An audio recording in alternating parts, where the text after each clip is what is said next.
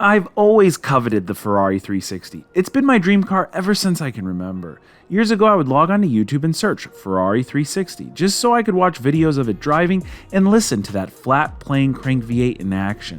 While YouTube is plentiful with content of the 360, you might notice there's actually no real videos of them out driving, just footage of the pretentious owners standing in front of them, pointing their finger in the direction of the car, and letting you know how amazing it is because it's a Ferrari. I wanted a more hands-on experience with one of these cars, but didn't have the bank balance to be able to buy one at a dealer, so 2 years ago I took the great value approach and bought one for $35,000 at a salvage auction. And 2 years later, I've made a countless amount of videos standing in front of it, pointing my finger and telling you about my experience owning it. It's been nothing short of a nightmare, but even worse than this car's reliability is the fact that now I've turned into a pretentious Ferrari owner myself. But today, I set out to change this and actually drive it. After repairing almost every system of this car and doing a major mechanical overhaul and completing a nearly final assembly, I got it out on the open road to listen to its glorious noise.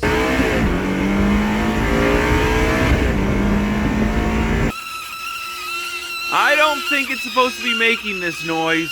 The car seemed to be running fine, but I heard this noise before I even spotted anything on the temperature gauge. It wasn't all the way into the hot zone, but it was about 3/4 of the way. That steam coming off the engine block really just freaked me out, but all it is that there's an overflow hose attached to the radiator cap and it's positioned right in that area. I'm just wondering what in the heck could be wrong at this point. We've changed out so many parts in this engine. I'm just hoping I didn't cause this and I didn't do any further damage. This occurred literally 5 miles out. Initially, from the driver's seat, I was terrified because I thought it was smoke billowing out of the engine bay. Then I was relieved because if it was smoke, at least it would have put a pretty epic ending to this story. Then I was infuriated mainly because it didn't kill the car, but also because it wasn't smoke. Just steam from the coolant overflow hitting the engine. In a moment, we'll explore exactly what went wrong again with my Ferrari, but the timing of all this was pretty awful as it happened right after finishing the final assembly of our Aston Martin build, a project which seemingly has moved along as smooth as a Tesla without a V8 engine in it, until everything came to a sudden halt in one of the worst ways possible.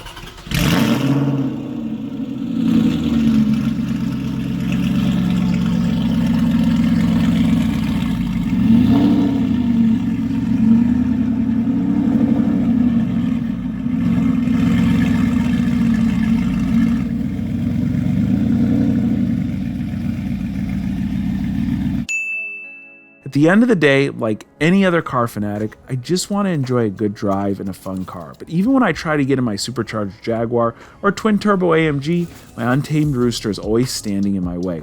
If I cross him, he'll likely destroy me, so instead I avoid him by getting into this boring Lexus with a broken stereo. And during my unengaging drives, the silence reminds me of all my hardships. But when you think you have it bad, just remember there's always someone out there that has it worse off than you. This guy here covered in hydraulic fluid is my good friend Alex. He spent weeks trying to diagnose his ABC suspension issues to no avail. Recently, he stopped by my place to help me with one of my cars, and we had a good but candid conversation. It reminded me that car complications pale in comparison to other life problems. So my friend Alex told me about his performance issues, and not with his V12 Mercedes. I let him know about Hone, a great way to bring back his focus, energy, and muscle mass and treat men's low T. While I'm barely a mechanic and definitely not a medical expert, Hone Health is using real physicians, science, and FDA-approved methods of treatment. When you tap that link in the description, Hone will boost your performance with a tailor-made plan optimized for your hormone levels, and your selected doctor will help you hone in on the right choices throughout the ride to make sure you get the best results possible. And did you know that our father's generation had testosterone levels that were 25% higher than ours today? It's similar to the reliability of a BMW. It seems they continue to decline over time, but Hone can provide that tune-up you need to get back on the road feeling your best for several more miles. When am I going to get a ride in that Corvette? Hone has taken all the guesswork in finding out about your personal testosterone levels with their home assessment test. And right now, when you click the link in the description or visit honehealth.com/samcrack, not only are you going to get a home assessment, but you'll also get a doctor's consultation, all for just $45. That's at honehealth.com/samcrack. And I got to give a huge thanks to Hone for not just having me feel my best, but for also sponsoring this video. All right, my major concern as of this point in time is whether or not I have blown my head gasket in my Ferrari 360 from overheating it, because I had to actually hear this thing overheating versus seeing it start to creep up on the temperature gauge. Something I should have been monitoring, because this is really still one of our first drives. We're still really testing this car out. Now, that overflow hose I was talking about earlier is this long guy right here. It runs from the overflow tank, and it was positioned somewhere over there. That's why it appeared that like smoke and all the steam was coming out of this area right around the intake manifold. It's because it was hitting the hot engine and just rising up from over there. So that's not the end of the world. Initially, like I said, I was totally freaked out, and I started jumping to worst case scenario just because we've had so many problems with this car. I broke out my block tester. That's the thing, the test for a blown head gasket. Now, mind you, in hindsight, this is the worst thing you can do, especially when cooling system issues generally are pretty simple and straightforward. So I did the block test and it didn't show me anything, which says we have a good head gasket, but then you start second guessing the test because, say, our thermostat has failed, a very common cooling system issue. Well, it's not really valid because if the thermostat's not opening all the way, it might not allow the exhaust gases to travel to the block tester chemical. Again, you start getting super complicated, and your problems generally are not that complicated. So when it comes to the Ferrari 360 and most cars' cooling systems, when your car starts overheating, it's generally one of three things if it's a simple issue. It's either one, you have a leak. Your coolant is leaking out, you can no longer cool the engine. Number two, it is like we just said, your thermostat. If your thermostat is stuck shut, well, it's going to overheat. Your thermostat can also fail stuck open, and that will keep the car constantly cooling. And really, your car should throw a check engine light for that because it's meant to operate within a certain threshold and not be super cool all the time. And number three, it could be your water pump. A lot of times they have plastic impellers, like the one on this Ferrari 360. Those plastic impellers can break apart, and then it won't cycle the coolant through your cooling system. They also have seals that fail, but then again, you'll have a leak like we talked about earlier. And within that water pump, you could have a pulley that will fail, and that will again stop the cycling of the coolant. There's very simple ways to test for all this. I started this vacuum test earlier in the day. I let it sit throughout the evening, and as you can see, it's still holding a really solid vacuum, which lets me know there's likely no leak in the system, which points back to the thermostat and or water pump. All right, I switched from a vacuum test now to a pressure test. It's the exact opposite. Instead of sucking all the air out of the system, we've introduced air into the system. And what that will do is make a leak or an open area in our cooling system much more apparent. The second I put this car under, you saw just about 3/4 of a bar pressure here. I noticed some drips on the concrete, that wet spot. Now, that is directly over the front of the engine, which tells me possibly the water pump. This is all really close quarters because it's the convertible model. If this was the coupe, you'd have this much more space in front of the engine to just be able to visually look in there. I have attempted to find things with my scope, and it's just really tough. We're going to have to disassemble the entire interior either way, whether it's a thermostat, water pump, or whatnot. What I do want to do is just pull this car forward just a few feet to verify that what is leaking is water/coolant, and if it is, then we're in a good spot. We found that we have a leak, and that's probably why our Ferrari is overheating. This car is maddening. I don't think it could get any more annoying than it currently is. Okay, so this drip on the floor is clearly brown in color, and what's in the cooling system right now is just straight water at this point. Water is not brown in color. Also, water is not this oily. This feels like oil. This is oil. This is engine oil. And we just replaced every single seal in this engine. Why is it leaking oil? All right. Well, we don't have a coolant leak. So I'm going to go with thermostat. I think we got a thermostat issue, and we're going to get that figured out. But now I got to figure out why it's leaking engine oil. Because we're impatient, we ran out to the parts store. So this is an interchange thermostat. That's the part number right there, $11. Instead of Ferrari's $150. Sage is in there just tightening up the last 4 bolts, and then he's going to put the coolant hose that goes to the housing, and then I've got us all set up again. We're going to do a vacuum fill. We're going to do it with water. I'm not sure about these right here. Of course, I'd like to use an OEM one, but it's a week until I can get one. I really just want to make sure that Ferrari is going to work after this. If it does, well, it's a good interim solution, and when we're back in there, we can grab a OE thermostat and just throw it in. Not too hard of a job. So once he's done with those bolts, we'll go ahead and kick this over, fill it up again, and hopefully this car stops overheating and we solve the problem for literally $11. Since it's a pretty tight fit in the car, I thought I'd give you an idea of where the thermostat sits. Right here is where the water pump bolts onto, and right on top is the bottom of the thermostat housing. It's It's held in with 4 Allen bolts, but you have to imagine it's not this open. There's an intake manifold sitting right on top of this. So you're reaching your hand in here and working in between the thermostat housing itself and the intake manifold. It's doable on a DIY basis. It's a really tight fit. You're going to want to use Allen keys. Here, I'll give you a better example on the car. It's all the way up front. So as you saw, Sage was working through the access panel back here, kind of just laying down. And then it's in between the intake manifold here and then the top of the block. If you do a little Googling, you'll find out really quick that this thermostat is the same exact one used on an older Mercedes, and the OE, the guys that make the same exact one for Ferrari and for Mercedes, they charge anywhere between like $10 and $15 for one. The one we grabbed at the parts store is likely a third party, but either way, this can be had way cheaper, and you're literally just paying a Ferrari tax. There's nothing special about it. However, the smoking gun is right here. Now, the specs online for our OE thermostat say that it should open at 78 or 79 degrees. Water boils at 100 degrees. We're talking about Celsius. And so I boiled a pot of water, dropped the thermostat in, and you could see it doesn't move. This is what a thermostat should look like when it's properly working. This is how you can test your own thermostats at home if you're having cooling system troubles. And again, it should just coil itself up like this and open so that the coolant can flow through your cooling system. In this case, ours was completely stuck shut. So at this point, we can be pretty sure we've got a bad thermostat. All right, now we wait and let it warm up a little bit. I'm gonna turn the heater all the way on.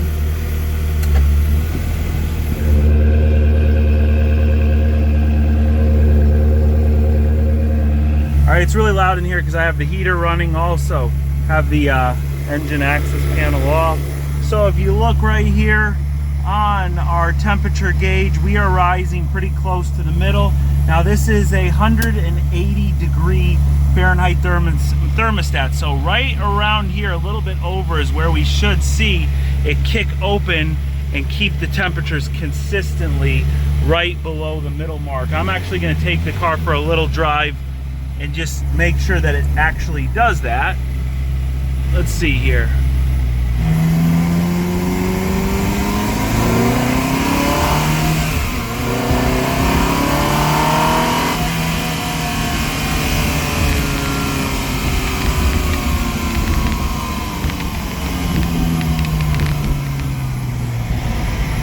There we go, there we go. It looks like it's definitely working. You see the heat?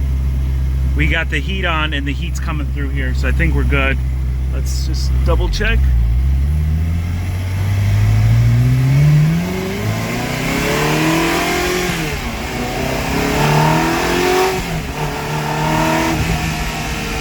So with our thermostat issue out of the way and the Ferrari running again, I started driving it. And the next time I got in it, literally within a minute of firing it over, this light started flashing on the dashboard that said slow down. Now that slow down light on the Ferrari 360 is just something that's so common. It's a textbook failure in one of 3, or should I say 6 parts, because there's 2 of each.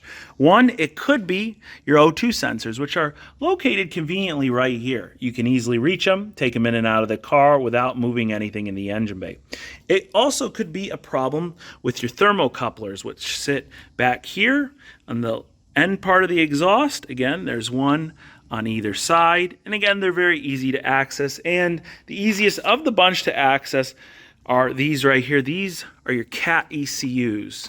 They're right down here, and you can see there's 2 wiring harnesses that plug into them. Now, I'm pretty confident I really don't have any failed components in this system. I think the engine bay needs a good cleaning, and I think all the electrical connectors need a really good cleaning. It's just something that has been apart way too many times, and hopefully when we do that, that slow down light doesn't come on, at least not for a while. If I do have an issue with any one of the components, I believe it's gonna be one of these guys right here. This is a CAT ECU. Unfortunately, these are the most expensive component in the system. Luckily, I have a spare one right here. But instead of replacing mine, what I've heard you can do is actually get a custom ECU tune that turns them off completely. There's plenty of safeguards, as far as I understand, in the computers themselves to stop the car from a really major issue if you do have a failing catalytic converter. Now, if you know different and disagree with that assessment, I definitely want to hear from you in the comments. It's just a solution I've heard that's much more efficient than replacing these things that, again, are kind of like a redundant failsafe. At this point, the slow down light has gone away, and a few days later, the check engine light pops up. I do a quick scan on it, and up comes an evap leak. That check engine light literally popped on, and I got to my destination. I went to fire the car up again, and it turned itself off. I didn't even have to clear the codes. So while there might be a very small evap leak somewhere in there, and we'll smoke test this to figure out exactly if we do have that issue, as long as the car's driving pretty well, I'm gonna keep my fingers crossed and just enjoy it for the time being. The more we drive it, the more things we'll find wrong with it. So in due time, this car should sort itself out, or my wallet will probably end up sorting it out like it usually does. But we can't forget about that pesky oil leak that developed outside of my garage floor. And I found exactly where it's coming from. It's coming from the front crank seal. So our rear main seal is the one that we just replaced on our Ferrari because it was giving us trouble. I have the rear main seal housing off this car, but that was in the back where the engine connects to the transmission. Luckily, there's not a lot of disassembly to get to that front crank seal. All you got to do is take the front crankshaft pulley off, which is this guy right here. In order to do that, you lock the crank by just locking the flywheel in place. They make a tool for that.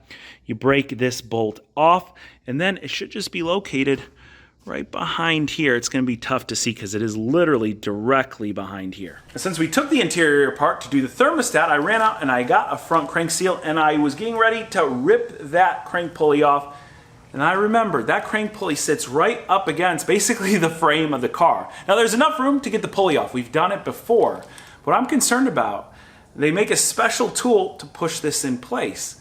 But there's no way there's enough space for that special tool to sit up against where this has got to go and the frame of the car. We could do it using the old school regular methods like we did on the Aston Martin with its rear main seal, like we did with this car and its rear main seal. There's just not a lot of room to work. So if you've ever done a front crank seal on a Ferrari 360, shoot me an email, let me know in the comments. Can it be done simply?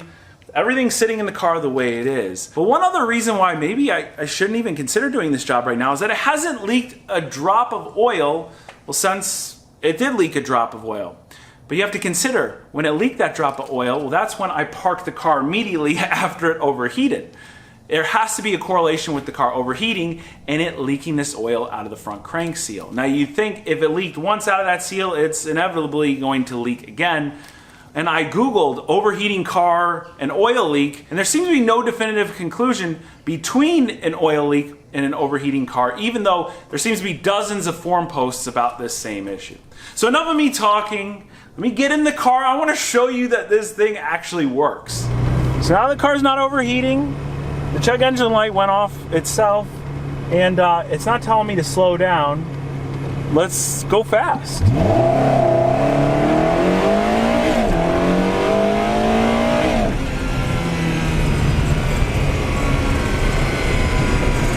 Man, does it work great. Now, wait, I should knock on. There's no wood in here to knock on.